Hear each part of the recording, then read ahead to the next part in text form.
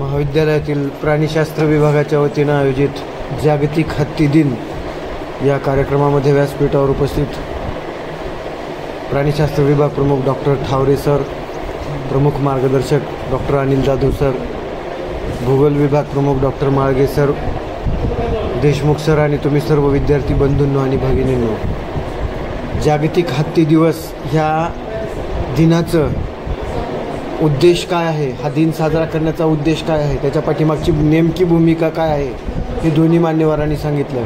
की आपली जी पूर्ण आपली जीवन प्रणाली आहे, सजीवांची जीवन प्रणाली, केवळ मानवाची नाही, सजीव प्राण्यांची, सर्व सजीवांची, सूक्ष्म अतिशय सूक्ष्म जीवापासून ते महाकाय हत्तीपर्यंतच्या जीवापर्यंतची जीवन प्रणाली जी आहे ती पूर्णतः बायोडायव्हर्सिटीवर अवलंबून आहे, जैवविविधतेवर अवलंबून आहे. निसर्गानं निर्माण केलेली जी जैवविविधता आहे ती जैवविविधता जोपासणं अत्यंत गरजेचं आहे. आणि त्या अनुषंगानं केवळ हत्तीच नाही तर प्रत्येक वन्य प्राण्याचं आपापल्या ठिकाणी एक महत्त्व आहे, एक त्याचं या बायोडायव्हर्सिटीमध्ये किंवा इकोसिस्टीममध्ये एक महत्त्वाचं स्थान आहे. ते स्थान आढळ राहिलं तर ही सर्व सिस्टीम टिकून राहू शकते.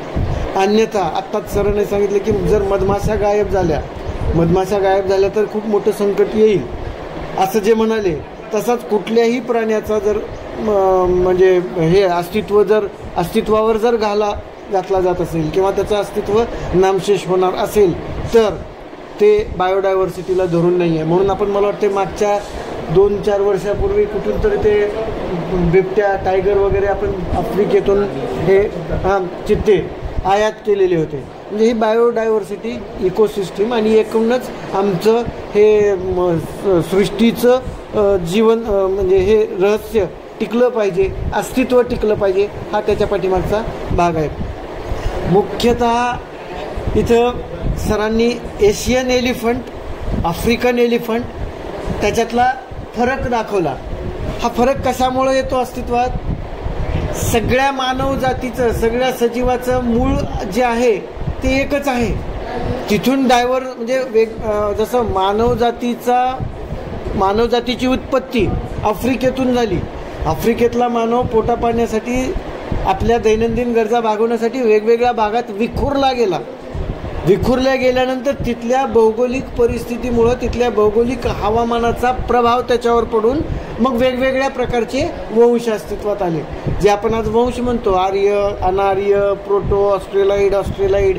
त्या भौगोलिक परिस्थितीच्या त्या हवामानाचा प्रभाव पडून वेगवेगळी शरीर रचना निर्माण झाली.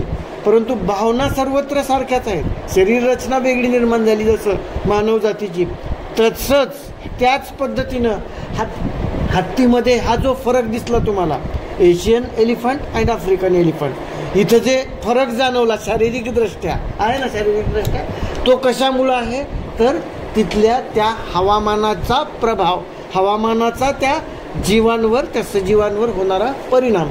बाकी भावना सर्वत्र सारख्याच असतात. एक पोस्ट या निमित्तानं म्हणजे रील्समध्ये एक पाहायला मिळालेली होती. एका रस्त्यावर एक मोठा हत्ती, मादी हत्ती सर्व प्रकारची वाहनं अडवत असतो. त्या मादी हत्तीला काहीतरी सांगायचं असतं माणसाला.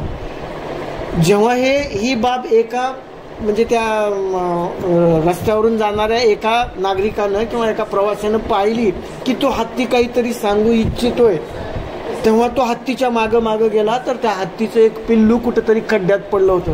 ती आक्रोश करत होती की माझ्या पिल्लाला बाहेर काढा. रस्त्यावरून येणारी जाणारी वाहनाला आडू ती थांबत होती. ते कोणाला लक्षात येत नव्हतं.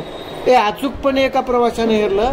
मग त्यानं ते रेस्क्यू टीम तिथं आणली आणि मग त्या हत्तीच्या पिल्लाला वाचवलं. म्हणजे भावना ह्या सर्वत्र सारख्याच असतात. अशा पद्धतीचं जागतिक वर्ल्ड दिवस, सर आम्हाला खरोखरच माहिती नव्हतं जागतिक हत्ती दिवस हा सुद्धा एक साजरा केला जातो हे माहिती नव्हतं. हे प्राणीशास्त्र विभागाच्या डिपार्टमेंटनं जो प्रोग्राम अरेंज केला तुमच्यासाठी, त्याच्यामुळं ही माहिती होऊ शकली की अशा पद्धतीनं हाही दिवस साजरा केला जात असतो. त्याचंही वन्यजीवांचं अतिशय महत्त्वाचं स्थान या प्रक्रियेमध्ये आहे. तर अशा पद्धतीचं हा उपक्रम खूप छान सरांनी आयोजित केला. सरांचं कौतुक, तुमचं सर्वांचं अभिनंदन. सर्व ह्याचं अभिनंदन. आणि असेच उपक्रम वेळोवेळी वेगवेगळे उपक्रम आपण घेत जावा. आपल्या ज्ञानाच्या कक्षा, आपल्या बौद्धिक कक्षा आणि आपल्या विषयाचं ज्ञान हे आपलं असं झऱ्याप्रमाणे वाढलं पाहिजे वेगवेगळ्या कार्यक्रमाच्या माध्यमातून, आपल्या दैनंदिन अभ्यासक्रमाच्या माध्यमातून. तर हा त्याला अनुकूल अशा प्रकारचा, पूरक अशा प्रकारचा हा एक उपक्रम आहे. छान सर, अभिनंदन. सर्व प्राणीशास्त्र अभ्यास मंडळाचे जे सदस्य आहेत त्या सदस्यांचं, जे आत्ता इनॉग्रेट झालं प्राणीशास्त्र अभ्यास मंडळ, त्या सर्वांचं कौतुक, अभिनंदन. आता पुढचे प्रोग्राम तुम्ही सर्व सदस्यांनी अरेंज करायचे, सर्व सदस्यांनी मार्गदर्शन घ्यायचं आणि कोणता प्रोग्राम कशा पद्धतीनं चांगल्या पद्धतीनं आपल्याला रन करता येईल याविषयीचं नियोजन तुम्ही करायचं. सर्व अभ्यास मंडळाचे सदस्य म्हणजे सगळेच विद्यार्थी आले, प्रातिनिधिक स्वरूपात ते सदस्य, पण बाकी सर्व विद्यार्थ्यांनी आमच्यापेक्षा, कधीकधी टीचर्सपेक्षा, सर्वांपेक्षा अप्रतिम कल्पना तुमच्या डोक्यामध्ये असू शकतात. एक वेगळी नाविन्यपूर्ण कल्पना तुमच्याही मनामध्ये, चिंतनामध्ये, डोक्यामध्ये असू शकते. त्याला थोडा वाव द्या, त्याला मुक्तपणे वाव द्या. सर आणि सर्व सर मंडळी, सर्व टीचर्स मंडळी ही तुमच्यासाठीच आहेत. त्याच्यामुळं सतत आपल्या विचाराला पॉझिटिव्ह आणि सकारात्मक चालना द्या. अशा उपक्रमात सहभागी व्हा. नव्यानं काहीतरी तुम्ही सुचवा, तेही तुमचं कौतुक म्हणजे ॲप्रिशिएट केलं जाईल डिपार्टमेंटतर्फे. त्याला अनुसरूनही चांगले उपक्रम घेतले जाईल. सर्वांचं अभिनंदन आणि मी माझी रजा घेतो. धन्यवाद.